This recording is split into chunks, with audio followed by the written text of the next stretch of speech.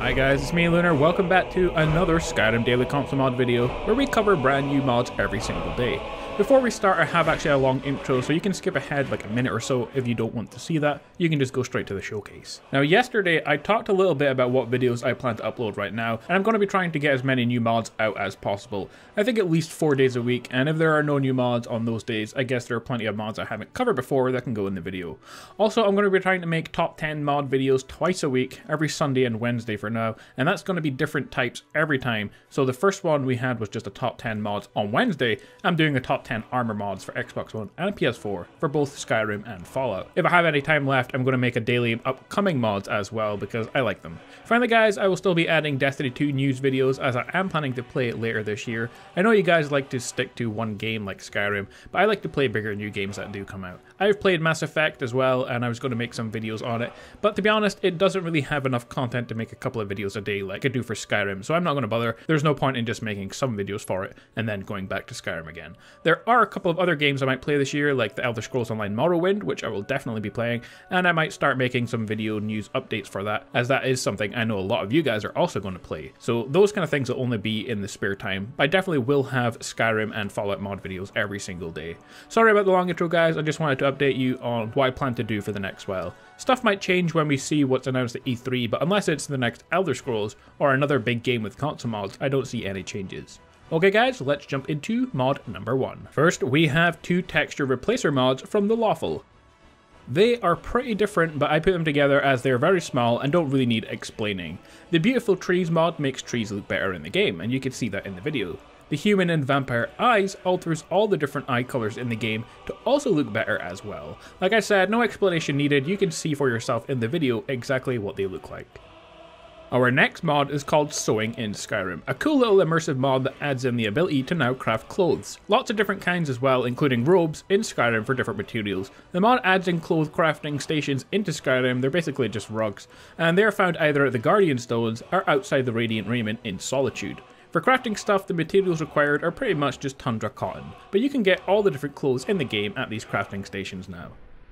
Our next mod is a new weapon mod for PS4, which is good to see for a change. The weapon is called Shadow Reaper, and you acquire the bow from completing a quest which you will find in a notebook in the Riverwood Trader that will lead you to the bow.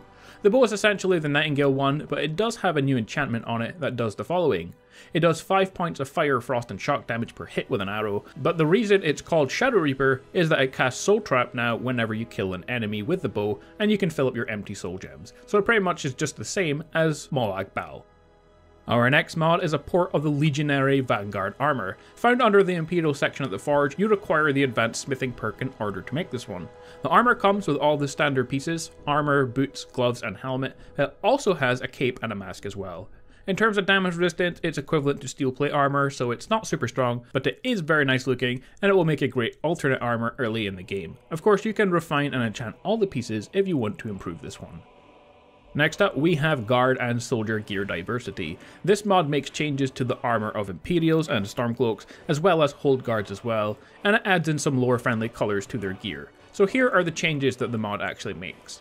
Hold Guard cuirasses have been seriously adjusted, now being separated into heavy, scale mail armor and light padded mail armor, with the values, weights and armor rating being adjusted accordingly. The helmets and cuirasses of Stormcloak held holds are now found with the ranks of the Stormcloaks throughout Skyrim. Expect to see the heavy armor from the guards of Stormcloaks held Riften, or the light armor from the guards of Stormcloaks held Dawnstar. Imperial Stormcloaks and guards now have a wider variety of helmets, specifically the Stormcloaks. Imperials, the light armoured ones, and Stormcloaks can now have heavy gauntlets and boots, as well as their standard light gauntlets and boots as well. Finally, for the sake of seamlessly integrating the items, this mod allows NPCs to have several items that have been renamed, such as all the Stormcloak officer armors being renamed to Bear, and all the aforementioned guard armors being renamed to Scale or Padded Mail armor. So if you're looking for a cool mod that replaces loads of the different Imperial and Stormcloak armors in the game, then check out this one. Our final mod is called Stun's Honor, a sword that is based off of the real-life 11th century Viking sword. You can craft the sword simply at the forge under the steel category, and it has the same stats as just the regular steel sword, but it definitely looks cooler than the steel sword, I have to admit. The sword, like any other one, can be refined and enchanted to improve it. You can never have too many Viking theme mods in Skyrim, I don't think. So this one, although it's simple, it's definitely worth downloading, and I'd like to see more Viking theme weapons from this mod author in the future, so hopefully that happens. Well guys, there we have it, 6 brand new console mods. I want to thank all of you for watching, and I will be back again soon with more Skyrim videos. If you want to keep up to date with all my latest releases, click on the subscription button on screen if you haven't done so yet, or click the link to my previous video to keep up to date with all my latest content, including console mods, guides, and news every single day. Turn on notifications, the little bell thing next to the subscribe button as well to keep up to date with my latest videos as soon as they come out. You can also follow me on Twitter as well. But with all that being said guys, until next time, stay awesome, and I will see you all in the next video.